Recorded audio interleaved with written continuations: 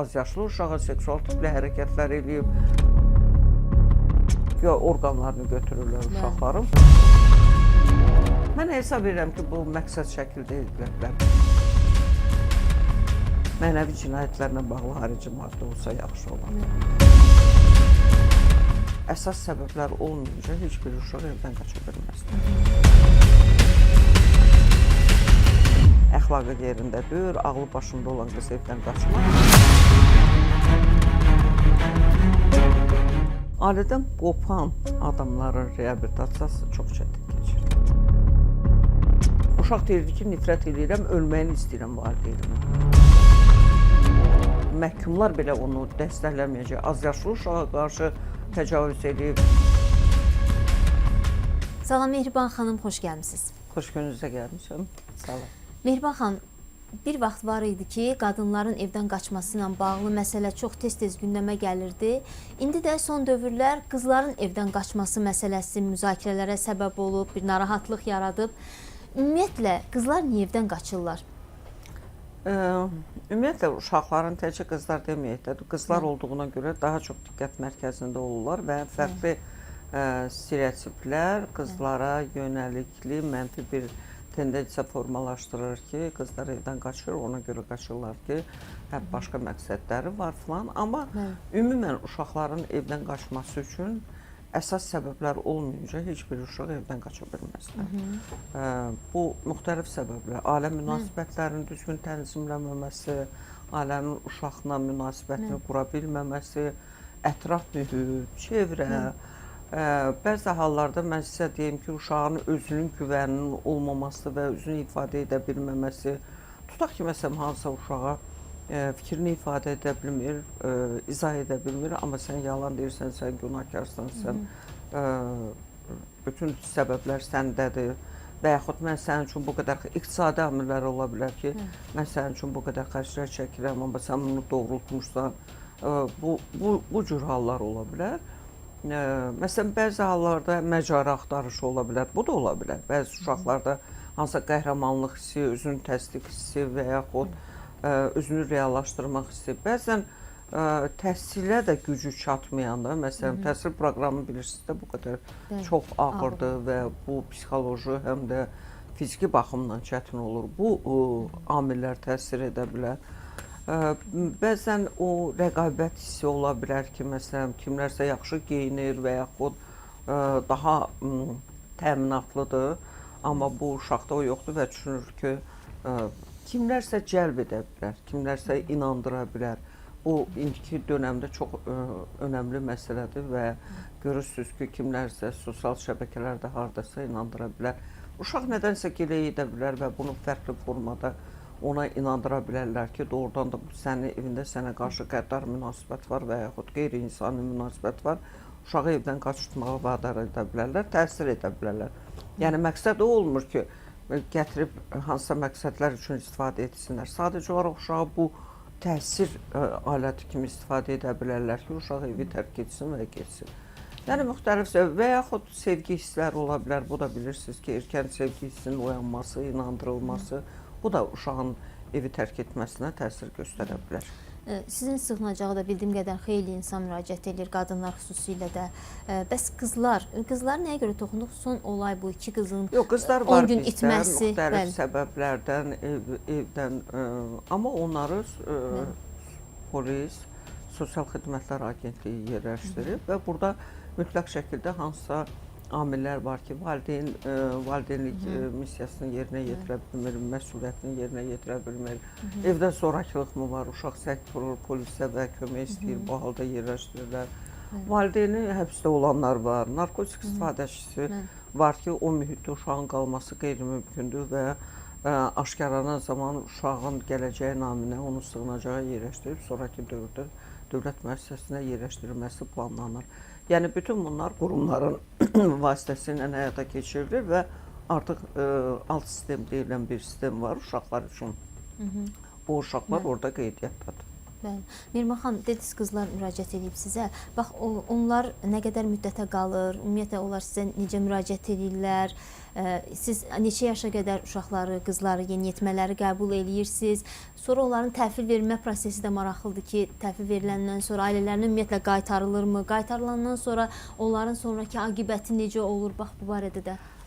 Uşaqlar adətən qız uşaqları Bəli. yeni doğulmuşdan 18 yaşa qədər biz qəbul edirik. Oğlan uşaqları 12 yaşa qədər qəbul edirik. Çünki keçid dövrü başlayır və qızlarla bir yerdə qalması mümkün olur. Az yaşlı uşaqların dövlət müəssisəsinə yerləşdirilməsi ilə bağlı keçid tez baş verir. Əgər valideyn imtina edirsə, əgər valideyn hüququna məhrum edilirsə, onların dövlət müəssisəsinə keçirilməsi rahat olur. 13-14 yaşından sonra qızlarla bağlı məsələlər və yaxud dediyim amillər baş verə bilər hüquq mühafizə orqanları tərəfindən sosial xidmət və indi deyim ki, qaydalar budur ki, Sosial Xidmətlər Agentliyi qiymətləndirmədən onu sığınacağa yerləşdirmək mümkünsüzdür. Yəni bir var əvvəllər polis gətirirdi və yerləşdirirdi, indi yox, mütləq şəkildə Sosial Xidmətlər Agentliyi bu prosesdə iştirakçı olmalıdır və qərar verməlidir. Və bu uşaqlar 3 il qala bilirlər, 4 il qala. Yuxarı yaş həddində biraz adaptasiyaları çətin olur dövlət müəssisələrinə. O baxımdan məsələn yerləşdirmək mümkün olanı yerləşdirirlər. Kimsə getmək istəməyəndə sığınacaqda qala bilir. Və yaxud onun valideyninlə iş gedirsə, o zaman onun sığınacaqda qalması 1 il qala bilər, il yarım qala bilər. Bax bu formada davam edə bilər. Sadəcə olaraq indiki prosesdə valideynlə iş görmək məsələsi uşaqla iş görülmə qədər güclü getmir. Məsələn, mən çox arzu edirəm ki, uşaq sığınacağa yerləşdirilirsə və valideyn hər hansı formada tutaq ki, asılılığı var və yaxud davranış problemi var, onunla reabilitasiya prosesi paralel ayrı-ayrı getməlidir. Bizdə bu məsələ hələ ki, zəifdir, kifayət qədər inkişaf eləmir və düşünürəm ki, yəqin ki, bu məsələdə valideyn davranışını dəyişmirsə, uşaqla ünsiyyət məsələlərində psixoloji dəstək almışsa və yaxud reabilitasiyadan keçmişsə, korreksiya olmuşsa davranışı, uşağı təkrar ona vermək artıq təhlükəlidir. Yəni, burada iş getmir də, belə gedir ki, o uşaq təkrar həmin zorakılığa məruz qala bilər. Və çox yaxşı olardı ki, uşağa, ümumiyyətlə ölkəmizdə uşaq məsələsinə diqqət çox böyükdür. Reaksiya da çox yaxşıdır. Düzdür, məsələn, uşaqlar 12-14 yaşa qədər qızlar dəstək alır cəmiyyətdən. Amma 14 yaşdan sonra görürsünüz ki, bəzi hallarda ittihamlar səslənir, günahlandırmağa çalışırlar. Halbuki heç kim ailədəki münasibətləri dəqiqləşdirmir, vəziyyəti dəqiq bilmir. Amma uşaqlar 14 yaşından sonra dərhal stigma və möhürləmə baş verir ki, bu uşaq yəqin başı başqa məsələlərə qarşı yaxşı əxlaqı yerində deyil, ağlı başında olan qız evdən qaçmaz. Amma elə hallar olur ki, evdən qaçmaq üçün səbəblər olur. Yəni, mən bunu çağırış kimi demirəm, ümumiyyətlə hesab edirəm ki, bu qaçmaq, məsələn, bu yaxınlarda bizə zəng vurmuşdular, bizim telefon xəttinə, 2 saat idi qız evi tərk eləmişdi, yaxşı ki, bizə zəng vurdu. Dərhal mən əlaqə saxladım Daxili İşlər Nazirliyi ilə, orada bu sahəyə cavabdeh İmran müəllim var. Sağ olsun, 10 dəqiqədən sonra uşaqla görüşüldü, vəziyyət qiymətləndirildi. Neymiş səbəb, niyə qaçmırdınız? Səbəb söylədi ki, telefonda söylənmişdi ki, psixoloji şiddətə məruz qalıram və aydınlaşdı ki, valideyn təhsillə bağlı tələbləri yüksəkdir, müəllim tutub, repetitor tutub, uşağın təhsili ilə bağlı kapital qoyur. İndi kimsə buna izah edib ki, sən psixoloji şiddət, sözün mahiyyətini də axıra qədər anlamırdı, yəni psixoloji şiddət və amma icra hakimiyyəti nəzarətə götürdü, o cümlədən də polis nəzarətə götürdü. Bu keçid dövrü çox həssas olur da. Adi bir qığılcım uşaqda fərqli fikirlər, emosiyalar yarada bilər ki, bu da bəziləri bundan istifadə edə bilər ki, ailədə qalmaq lazım deyil, o ailə yaxşı deyil. Mən sizə bir məsələni deyim, uzun müddətli bilirsiniz ki, reabilitasiya proseslərinə məşğulam da. Və mənim müşahidələrim və qeydlərim, təhlillərimdə də yazıram. Ümumiyyətlə, ailədən qopan adamların reabilitasiyası çox çətin keçir. və onların həyatının uğurlu olması da çətin. Ola bilər hardasa irəli gedə bilərlər, amma o ayrılıq, o bağların qırılması, onun tamlaşması, bütövləşməsinə çox ciddi əngəl törədir. Mehriban xanım, az öncə bildirdiniz, sevgi münasibətləri də bəzən o uşaqların, qızların evdən çıxmasına səbəb olur. Biz bəzən o istintaq prosesini də, bu araşdırma zamanı oxuyuruq o xəbər məlumatları ki, kimlənsə yazışmaları görülüb, kimlənsə qorxublar evdəki baskılardan. Bax, bu kimi hallarla siz üzləşəndə onlara nə kimi kömək edirsiniz? Ümumiyyətlə bu zaman valideynlər nə etməlidirlər? Yəni dediyiniz kimi 14-16 yaş əslində çox həssas bir dövrüdür yeniyetmələrin, gənclərin. Mən yenə də hesab edirəm ki, valideynlə daha çox işləmək lazımdır həmin mərhələdə. Nəzərə almaq lazımdır ki, 18 yaşa, hətta bizdə, bizim mühitdə 20-22 yaşında da gənclər uşaq düşüncəsində olurlar. Çünki ailə o qədər himayədarlıq edir ki, uşaq tam müstəqil deyil və özü hansısa məsələlərin düzgün təhlilini və yaxud özü üçün analitik bir təhlil eləsin. Təhlil bacarığımız yoxdur. Yəni biz himayədarlıq edirik, hər şeydən qoruyuruq, amma uşağın hadisələri təhlil etmək bacarıqlarını inkişaf elətdirmirik. Və bu hallarda da uşaq da ola bilər, ətraf hamı danışır, yazışır, tutaq ki, kimlərsə dostu ilə yazışır, bu cəlbedici görünür. Bu uşağın biraz mən müstəqiləm, görsəm mən özüm müstəqil danışa bilərəm, kimlərsə vaxtında qərar qəbul edə bilərəm. Valideyn isə onu bir mənalı qəbul etmir və hesab edir ki, artıq uşaq, üzr istəyirəm, davranışında problem var, pozuntuya doğru gedir. Bu məsələlərdə valideyn kifayət qədər səbirli olmalıdır. Mənim praktikamda olmuşdu, məsələn, bir ana var idi, 40 yaşında dünya uşaq gətirmişdi, uşağın davranışında. Uşaq deyəndə artıq 18 yaş, amma çox kəskin bir uçurum yaranmışdı.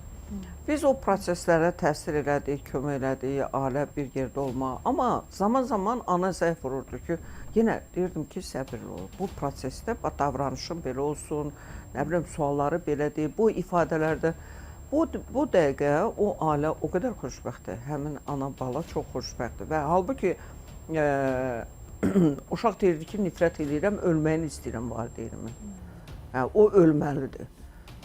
Amma burada digər amillər var idi. Ana çox 40 yaşında dünya uşaq gətirir və hədsiz çalışır ki, o evladı ideal olsun və bizdə bir problem də var ki, valideynlər əksər vaxt ideallaşdırırlar, ideal olmağı tələb edirlər.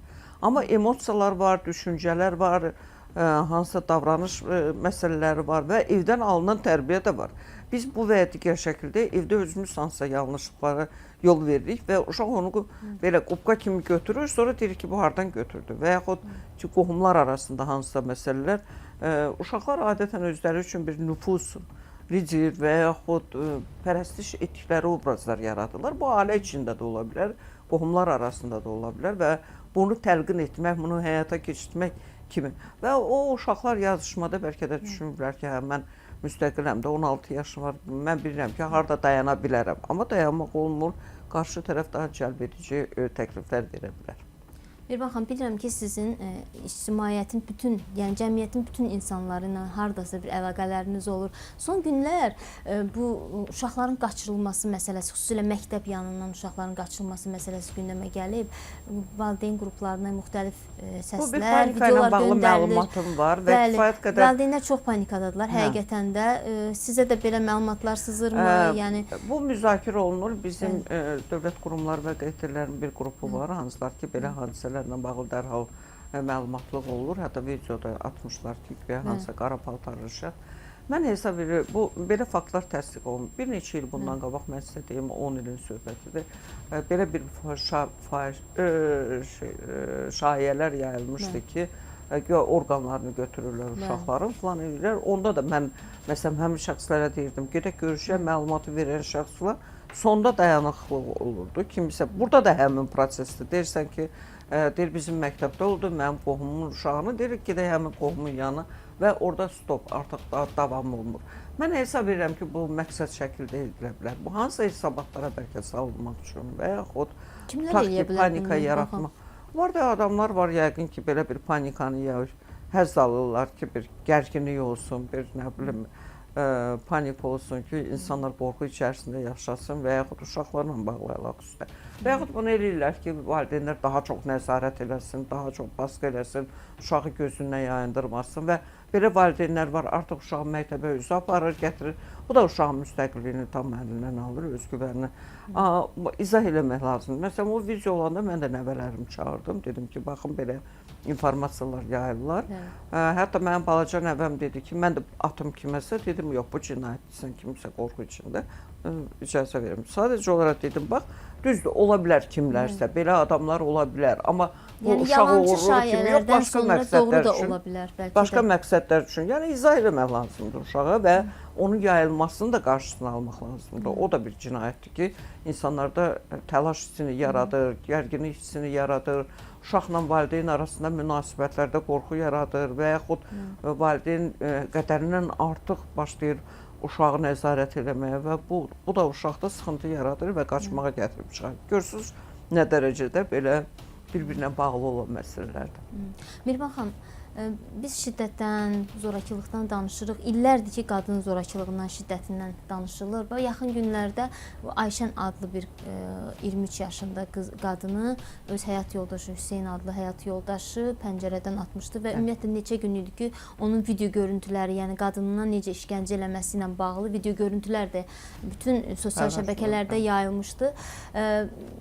İlk olaraq bildirirdi ki, qadın ona xəyanət elədiyinə görə, amma sonra istintaq prosesinin zamanı məlum olur ki, bunun həm psixoloji problemlər varmış, həm narkotik istifadəçisi imiş. Ümumiyyətlə bu kimi hadisələr çox olub ki, yəni belə qətillərdən sonra cəmiyyətdə günahsızlığını və özünə bəraət qazandırmaq, o Sovet dönəmindən qalma və ümumiyyətlə keçən əsrdən qalan bir devirdir ki, məişət zorakılığı hətta qanunlarla dəstəklənirdi. Mən sizə deyim ki, bəzi ölkələrdə qanunlarda məişət zorakılığının cüzi halda baş verən məişət zorakılığı qanunla hətta dəstəklənir. Və ona görə kişilər bir çox hallarda etdikləri hərəkətlərdə bəraət ala bilirdilər və onlar cəzalanmırdı. Bax, o alt şuurda belə qalıb ki, mən bu ifadəni işlətsəm, o halda mütləq şəkildə cəzadan azad olacağım və yaxud yüngül cəza alacağım və yaxud həbsxanada bəraət alacağım öz adamların arasındakı mənim hərəkətlərimi namus və qeyrət kimi qəbul edir. Halbuki indi bir çoxları yaxşı informasiyalı olur ki, bu öz yoldaşına qarşı hansı qeyri-insani hərəkətlər eləyib və heç bir həbsxana məhkumlar belə onu dəstəkləməyəcək. Az yaşlı uşağa qarşı təcavüz eləyib və yaxud az yaşlı uşağa seksual tipli hərəkətlər eləyib, öz doğmasına və yaxud eləyib. Bunlar bu və digər şəkildə informasiya keçir və bəlli olur. Ona görə bu, məsələn, məndə bir bəzi hallarda deyirlər ki, tanıdığım var idi, çox məsum qadın idi və onun haqqında da çalışdılar, amma qadın o qədər təmiz və məsum qadın idi ki, onun əri qısqanclığından öldürmüşdü və deyirdi ki, mən bu səbəblərə görə etmişəm və yaxud telefon əlində olub. Telefon əlində olmaq hələ onu demək deyir ki, mütləq şəkildə sənə qarşı. Və deyim ki, bəzi adamlar var, doğrudan da məqsəd yönlü, kimisə ailəsində belə bir halları yaratmaqdan həzz alır. İnsanlar qəribə bir həzz hissləri formalaşıb ki, kimisə həyatına müdaxilə etmək, kimisə ailəsini dağıtmaq, öz kompleksləri, öz uğursuzluqları və öz natamamlıqlarını kimisə ailəsində və ona görə ər və yaxud qardaş və yaxud ata biraz səbirli olub məsələni araşdırsa və qarşı öz ailəsindəkini yox, qarşı tərəfi cəzalanmasına nail olsa. Mənə elə gəlir ki, bax bu hallarda özünə bəraət qazandırmağa ehtiyac olmaz. Yaxınlarda Milli Məclisdə bir məsələ müzakirə olundu, Mirvan xanım. Bu, Azərbaycanda çox uşaqlı anlayışın 5 uşaqdan 3 uşağa endirilməsi ilə bağlı yəni təkliflər irəli sürüldü. Səhv bilmirəmsə, siz buna o qədər də yaxşı baxmadınız. Yəni, bunu nə ilə əsaslandırırsınız? Yox, mən hesab etmirəm ki, mən düşünmürəm ki, yaxın vaxtda bu bir uşaqlı ailədən 3 uşaq, yox, orada təklif elə idi ki, 3 uşaqlı ailə olsun. Amma yaşam durumuna baxanda uşaqların tələbləri, onların nə bilim ehtiyacları 3 uşağı dolandırmaq hər adamın da gücüdür. Bu çağırış ola bilər, amma bunu hamıya şamil etmək ki, mütləq 3 uşağın olsun. Əksinə mən istəyərəm ki, çox uşaqlı olsun. Bu çox yaxşıdır. Mən məsələn müşahidə eləmişəm ki, çox uşaqlı ailədə heç bir reabilitasiyaya da ehtiyac yoxdur, heç bir kənar təsirlərə, köməyə də ehtiyac yoxdur. Ailə bir-birini dəstəkləyir, icma şəklindədir.